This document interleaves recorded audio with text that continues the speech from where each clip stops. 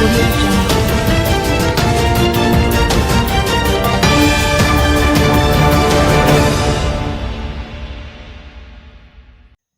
look back at the 12 biggest local news stories of 2024. Prime Minister Andrew Holness investigated for illicit enrichment by Integrity Commission. An investigation report of the Integrity IC that was tabled in the House of Representatives on September 17 revealed that the Prime Minister was under probe for illicit enrichment. The bombshell report highlighted that the IC was still not in a position to certify his statutory declarations for several years, and they remain uncertified. In fact, the IC recommended that both the Financial Investigations Division FID and Tax Administration Jamaica TAJ examine aspects of the financial affairs of the Prime Minister. Separately, the IC did not refer the Prime Minister for prosecution for failing to declare a number of bank accounts on which his name appeared when he filed his statutory declarations with Commission for the 2019-2022 period. The investigation report, the Commissioner's ruling, and a special report were all tabled in the House of Representatives, making the culmination of a 2-year investigation. The investigation sought to ascertain whether Holness owns assets disproportionate to his lawful earnings and if he had in fact made false statements in his statutory declarations by way of omission contrary to law.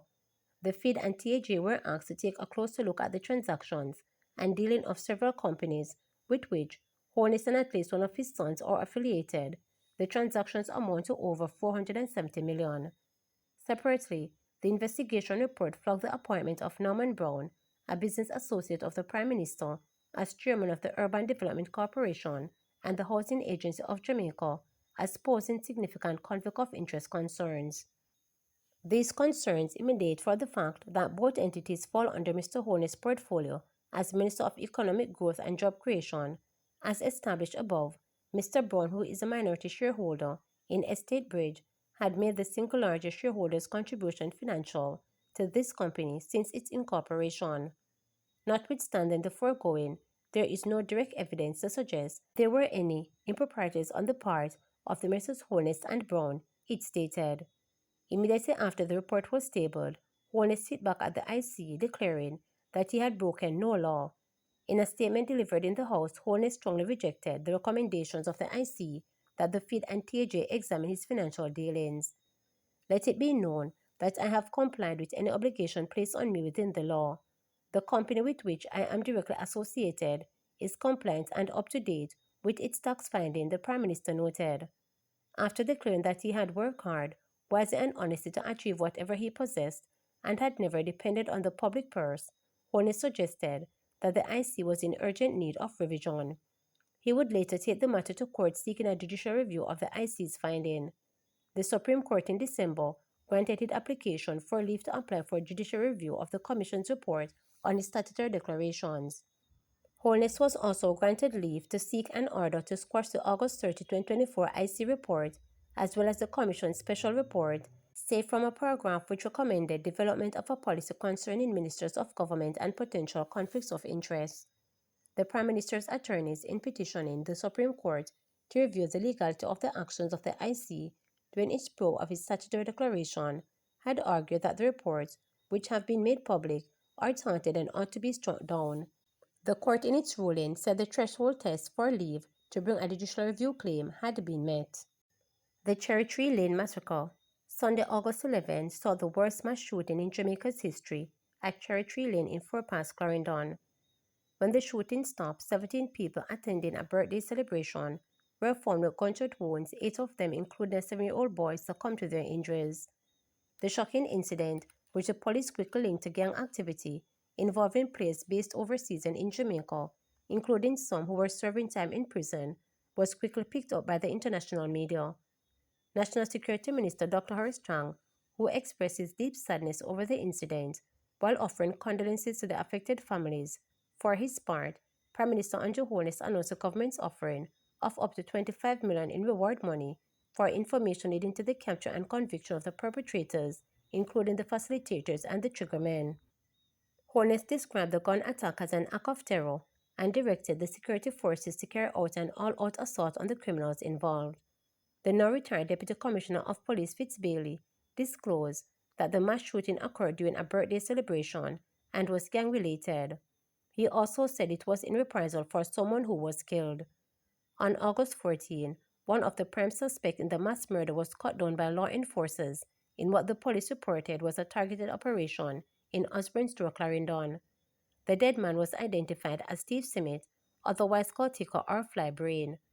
According to the police, he was suspected of being involved in numerous contract-related killings and other serious and illicit activities in Clarendon and other parishes.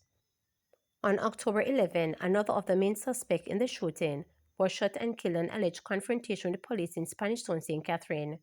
He was identified as Kendrick Campbell, also known as Wormy. He was reportedly a high-ranking member of the fraction of the notorious Klansman gang and in 2011 had features in the grisly beheading of Charmaine Coverratry and his daughter Lynch in Lawrencetown, St. Catherine. The two were accused of being informers. There were several other multiple killings this year, including at a bar at Walton Park Road in Kingston on November 25th and at a football game in Pleasant Heights, Rockford in East Kingston on October 21. Both occasions, 5 men were killed. Vybz Kartel free after serving nearly 13 years behind bar. Dancehall entertainer Vybz Kartel and two of his co-accused were released from prison on July 31st after their murder conviction was quashed by the Court of Appeal. The highly anticipated decision was delivered by President of the Court of Appeal, Justice Martha McDonald Bishop, who led a three-judge panel that also included Justices Paulette Williams and David Fraser. The story of Kartel's relief was carried by BBC, Billboard, and other foreign media outlets. Kartel, real name Adidja Palmer, fellow entertainer Sean Storm, Kyra James, and Andrew St. John were freed after the Court of Appeal ruled against retrying them for the September 2011 murder of their friend Clive Lizard Williams. Jones remained behind bar where he's serving a gun-related sentence. Lawyers representing the quartet made an appeal to the local Court of Appeal in 2020, but their convictions were upheld. Their appeal was then taken to the United Kingdom-based Privy Council, where on March 14, 2024, their murder convictions were overturned on the grounds of jury misconduct. The Privy Council sent the case back to Jamaica Court of Appeal to decide whether there should be a retrial. The local court ruled against it. Kartel has become a social media star since his release, with his fans seemingly unable to get enough of his latest purchases, whether it's a house or high-end motor vehicle, or for whom such purchase is made. Fans are also glued to the most daily development in his love life. Former MP Jolan Silver charged with wife's murder. In a stunning fall from grace, former People's National Party Member of Parliament for St. Mary Western, Jolan Silver, was in January charged with the murder of his wife, Melissa Silver. Melissa was found dead in the couple's Stony Hill St. Andrew home on November 10, 2023. It was initially assumed that she had died from natural causes. However, Mr. Silver was in January taken into custody as a suspect in the case. Earlier reports stated that Melissa died in her sleep on November 10, but the police upgraded their probe after a post-mortem examination revealed she was shot at least 3 times. After the autopsy report, it was revealed that Mrs. Silver had died from natural causes, but as a result of possible gunshot wounds. As a consequence, the police elevated their investigation into a murder investigation, said the now retired Deputy Commissioner of Police Fitz Bailey during an interview. The disgraced one-term politician has retained the services of prominent attorney Peter Champagny. He has had his bail application put off or denied on several occasions. Dr. Nigel Clark recruited by the IMF.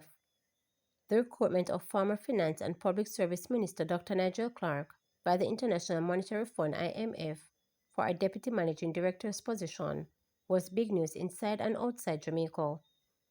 After all, Clark, who managed the finance portfolio for 6.5 years, from March 2018 until his resignation on October 29, is the first person from the Caribbean or Central American region to hold such a high office in the IMF.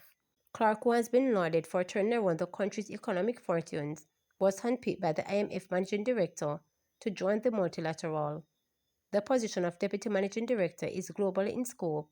No citizen of Jamaica, the Caribbean, or Central America has ever before served at that level at the IMF in its 80 years history. It is also the benefit of Jamaica and the Caribbean region for one of our nationals to serve in such a consequential global position, stated Prime Minister Andrew Holness as he responded to the announcement in August. He added that the development is therefore a tremendous net gain for Jamaica and the Caribbean. Furthermore, this elevation of Minister Clark is demonstrative of the depth, strength, and capacity of my administration. Veteran journalist Barbara Gale murdered. The shocking brutal murder of veteran journalist Barbara Gale inside her home at Caymanas Country Club Estate in December was widely condemned by Jamaicans. The news of her murder, which was shocking even by Jamaica's standard, where over 1,000 homicides are committed each year, was also picked up by news outlets in Trinidad and Tobago and Barbados. Police have since charged a man in relation to her murder. He is 24-year-old Travis Ellis of Gulf, Gregory Park in the parish. Ellis is charged with murder and robbery with aggravation. Gale's killing was widely condemned, including by Prime Minister Andrew Holness, former Prime Minister P.J. Patterson, Justice Minister Delroy Chalk, the opposition People's National Party, members of the judiciary, and his colleagues in media. Reports are that about 11 a.m. on Tuesday, December 17, Gale's body was found with multiple stab wounds inside her house. The 77-year-old woman's car was found in bushes off the Dyke Road in the parish the following day. Ellis was arrested on December 18 in Grange Lane, St. Catherine, not far from the crime scene after he was reportedly found hiding in bushes. Paula Lin remains as DPP after appeal court victory. On Monday, April 22nd, Claudette A. Thompson, the Senior Deputy Director of Public Prosecutions DPP in the Office of the Director of Public Prosecutions, was appointed the acting DPP. Her appointment was based on the recommendation of the Public Service Commission. She had replaced Paula Lin, who took leave from the position following the Supreme Court's ruling on April 19 that the second extension of her tenure in office was unconstitutional, which the government said it would appeal. On December 20, the Court of Appeal ruled that the Constitutional Court erred in April when it struck down the second bar of the 2023 constitutional amendment extending Llewellyn's tenure as DPP. In the summary judgment, the court said it had determined that upon the promulgation of the Amendment Act, incumbent DPP automatically benefited from the extension it granted. Furthermore, the panel disagreed with the stance of the Constitutional Court that such an extension would require agreement between the Prime Minister and the opposition leader. The appeal court said the 2023 amendments to the new section, which increased the age of retirement of the DPP from 60 to 65, and Section 2.2, which gave the right to the DPP to elect to remain in office despite the role of the Prime Minister and opposition leader assigned by the Constitution regarding an extension of tenure, were valid. The opposition filed a lawsuit challenging the extension, arguing that the amendment was unconstitutional and should be struck down on the basis that the DPP had already received an extension in office in 2020 when she turned 60 and should not be benefiting from a second term. Daniel Rose killer gets life in prison for evil deed. Dental assistant Kody Sachet was on December 20th sentenced to life in prison for the horrific murder of 8-year-old Daniel Rowe. She will be eligible for parole after serving 27 years and 4 months. The decision was handed down by Supreme Court Justice Carlin Ty Powell. Sachet was also sentenced to 6 years and 3 months for child stealing. The sentences are to run concurrently. During the sentencing, Justice Ty Powell described what Sachet did to Daniel as sheer evil and said that with Daniel's death, her family has been deprived of so much, noting Daniel's brother, who asks for her every day, and her sister, who is always angry and wants to die. Coyote admitted that she snatched Daniel from Britain Primary and Infant School in Portmore, St. Catherine on June 8, 2023, and took her to a location in St. Andrew, where she fed her a meal before slashing her throat. The mortally wounded child was found by a member of the Jamaica Defense Force on Roosevelt Avenue in St. Andrew. She succumbed to her injuries in hospital 2 days later on June 10. In September, Coyote pleaded guilty to the act, which caused widespread horror and outrage. She claimed she was driven to commit the crime out of bitterness and frustration at being jilted by the child's father, who she said infected her with HIV. A Category 4 hurricane that wiped out economic growth, Prime Minister Andrew Holness is being investigated for illicit enrichment, the Charry Lane Massacre, and dancehall entertainer Vybz Kartel being freed of a murder conviction are among the biggest news stories of 2024. A politician being charged with his wife's murder, and Finance Minister Dr. Nigel Clark being recruited by the IMF for a top job also made the list. Category 4 Beryl hurricane slammed in Jamaica on July 3rd, leaving at least 3 people dead, the agricultural sector in ruins, and the houses and road infrastructure severely impacted. Its impact on gross domestic product (GDP) was severe, costing $32 billion, while sending the economy into decline. The Planning Institute of Jamaica, in its quarterly update in November, reported the economy contracted 2.8% in the July to September 2024 quarter, with outlook for the December quarter looking gloomy, with a positive further contraction of 1.5%. The 2.8% contracted in the economy reversed 12 consecutive quarters of growth since the outbreak of COVID-19 pandemic. In an update to the nation on July 9, Prime Minister Andrew Holness informed that the main road network had suffered an estimated $10.25 billion in damage, with 200 main roads and other roads affected. Many areas were inaccessible, complicating the government's relief effort. The destruction of infrastructure disrupted access to critical services including health care and health facilities, suffering damage to a tune of $1.8 billion. Many schools were impacted, with some still undergoing repairs at the end of the year. The housing stock in the worst affected parishes of St. Elizabeth and Clarendon took a hit. Some were completely destroyed. The preliminary estimate of the loss suffered by farmers quickly jumped to $6.5 billion, immediately pushing up prices for ground provision and vegetables, which remain high. The biggest immediate headache for Jamaicans in the aftermath of the hurricane was the lack of electricity, the resultant heat as a result of being unable to run cooling devices such as air conditioning units and household fans, and having to cope with a mosquito nuisance. National Water Commission facilities were also severely impacted, with the government providing millions to procure portable generators to get pumping stations up and running in the absence of electricity. A total of 257 light poles in St. Elizabeth were toppled by the whirling winds associated with Beryl, plunging the entire breadbasket parish into darkness. This was shared by the Prime Minister in a statement in the House of Representatives. He informed that in addition to the flattening poles, the report from JPS was that 225 insulators and cross-arms were damaged, as well as 105 conductors and 13 transformers. It would not be until August 28, and after much verbal addressing done by Energy Minister Darrell Valls, before electricity was fully restored. Overall, the government responded with care packages in the hardest hit areas, and monetary grants were provided to households that suffered damage. Additionally, the Disaster Assistance and Recovery team of the Jamaica Defense Force was deployed and took the lead into role of rebuilding houses that were destroyed by the hurricane. CNN reported in days before Jamaica was hit by the hurricane, which also impacted several islands in the Caribbean and parts of the United States, was the earliest Category 5 hurricane and only second Atlantic storm of such strength to be recorded in July. It said its alarming strength was fed by abnormally warm ocean waters driven by planet-warming fossil-fueled pollution. Remember to subscribe, like, share, and click the notification bell for daily updates.